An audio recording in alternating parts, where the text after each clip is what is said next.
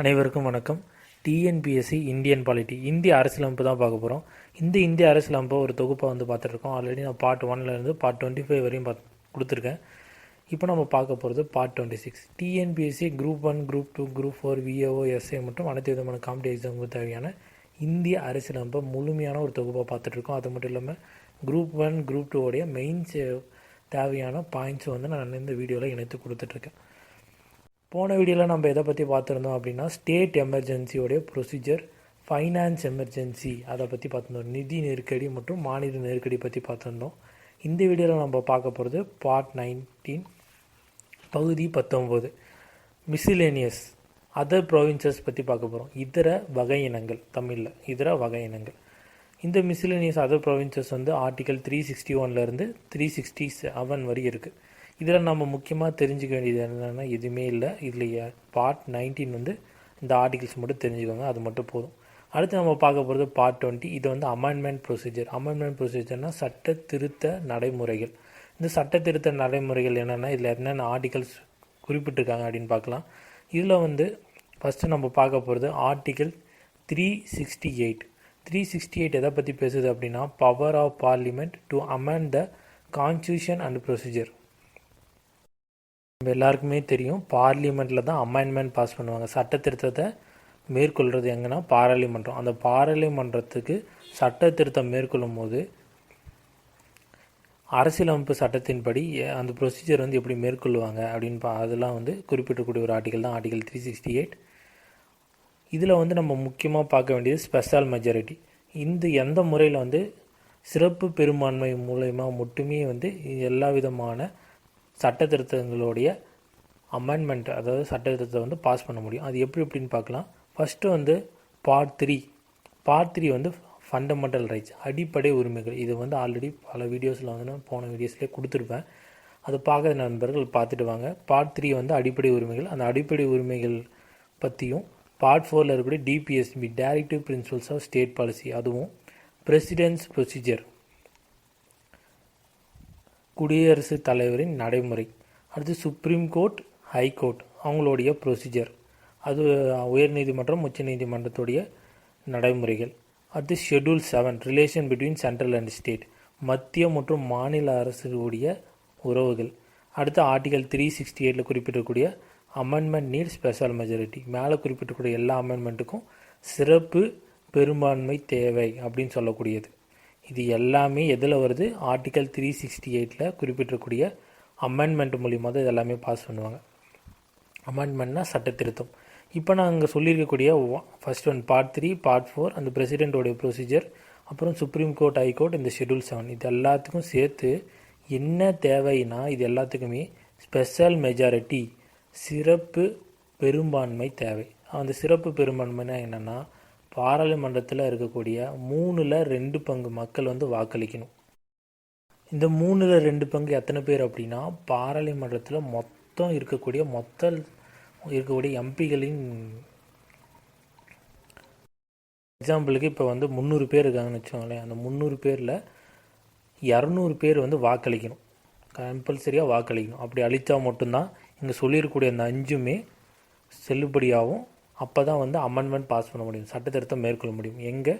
பார்லிமெண்ட்டில். அதை பற்றி சொல்லக்கூடியது தான் ஆர்டிகல் 368.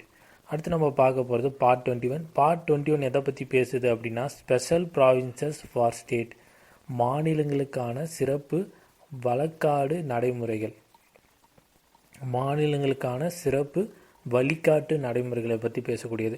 இதில் என்னென்ன ஆர்டிக்கலை குறிப்பிட்டிருக்காங்கன்னா ஆர்டிகல் 369லேருந்து 392 வரையும். மாநிலங்களுக்கான சிறப்பு வழிகாட்டு நெறிமுறைகளை என்னென்ன குறிப்பிட்டிருக்காங்க அப்படின்னா டெம்பரவரி தற்காலிகமான, டிரான்சிஷனல் மறைமுகமான, ஸ்பெஷல் மெஜாரிட்டி சிறப்பு ப்ராவின்சஸ்லாம் சொல்லியிருக்காங்க.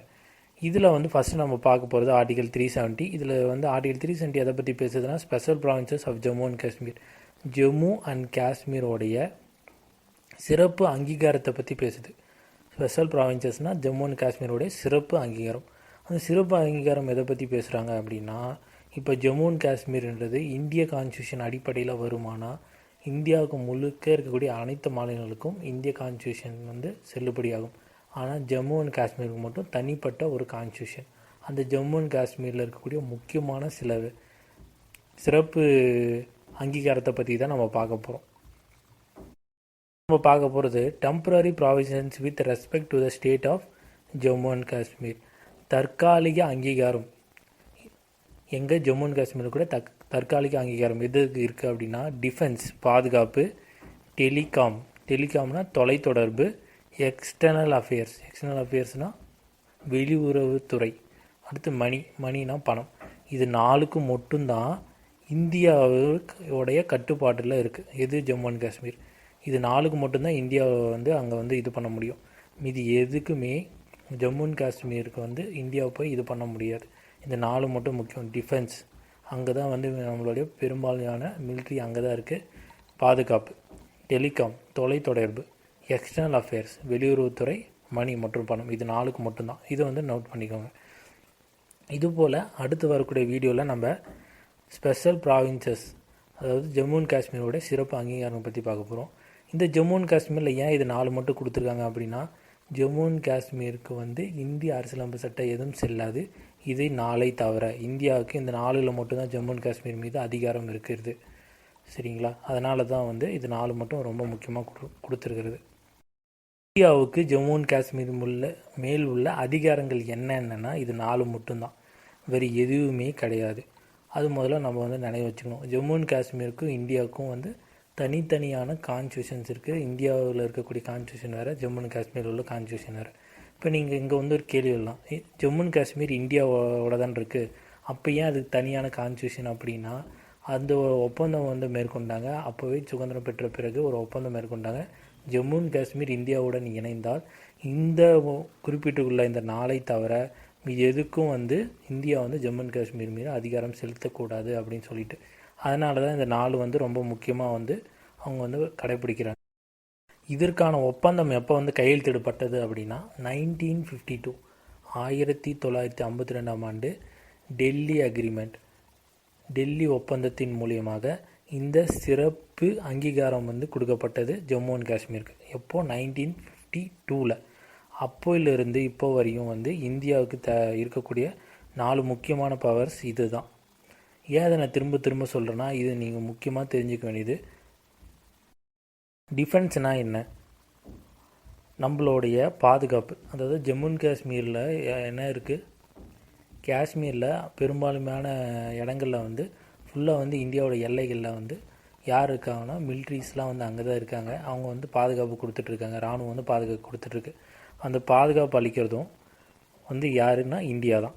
அதே போல் டெலிகாம் தொலைத்தொடர்பு, அங்கே இருக்கக்கூடிய மொபைல் நெட்வொர்க்ஸாக இருக்கட்டும், இல்லை இன்டர்நெட் கனெக்ஷன்ஸாக இருக்கட்டும், இது எல்லா விதமான தொலைத்தொடர்புகளும் கொடுக்கக்கூடியது இந்தியா தான். அப்புறம் எக்ஸ்டர்னல் அஃபேர்ஸ் வெளியுறவுத்துறை, ஜம்மு அண்ட் காஷ்மீரை சார்ந்த மற்ற விதமான வெளிநாட்டுகளை சார்ந்த மற்ற பிரச்சனைகளும் தீர்த்து வைக்கிறது யாருன்னா இந்தியா தான்.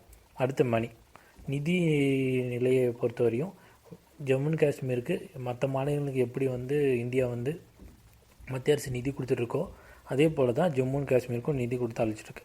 அதனால தான் இது 4 ரொம்ப முக்கியமானது. டிஃபென்ஸ், டெலிகாம், எக்ஸ்டர்னல் அஃபேர்ஸ், மணி. பாதுகாப்பு, தொலைத்தொடர்பு, வெளியுறவுத்துறை, பணம். இது 4 மட்டும்தான் ஜம்மு அண்ட் காஷ்மீருக்கு இந்தியா மேல் உள்ள அதிகாரங்கள். இது 4 ரொம்ப முக்கியமானது, பார்த்துக்கோங்க. நம்ம இந்த வீடியோவில் இதோட முடிக்க போகிறோம். அடுத்து வரக்கூடிய வீடியோவில் ஜம்மு அண்ட் காஷ்மீரில் இன்னும் என்னென்ன சிறப்பு அங்கீகாரங்கள் இருக்குது, ஜம்மு அண்ட் காஷ்மீரை பற்றி ஃபுல்லாக நம்ம கம்ப்ளீட்டாக அடுத்து வரக்கூடிய வீடியோவில் பார்க்க போகிறோம். அது மட்டும் இல்லாமல் Hindi version of Indian constitution part 22ல் இருக்குது. லோக் பால்னா என்ன, லோக் அடல்ட்னா என்ன, லோக் ஆயுக்தானா என்ன, அப்புறம் முக்கியமான சில கமிட்டிஸ் என்னென்ன அப்படின்ட்டு அடுத்து வரக்கூடிய வீடியோவில் தொடர்ச்சி நம்ம பார்க்கலாம். இதுபோல் மேலும் வீடியோவுக்கு நீங்கள் என்ன பண்ணணுன்னா, மேலே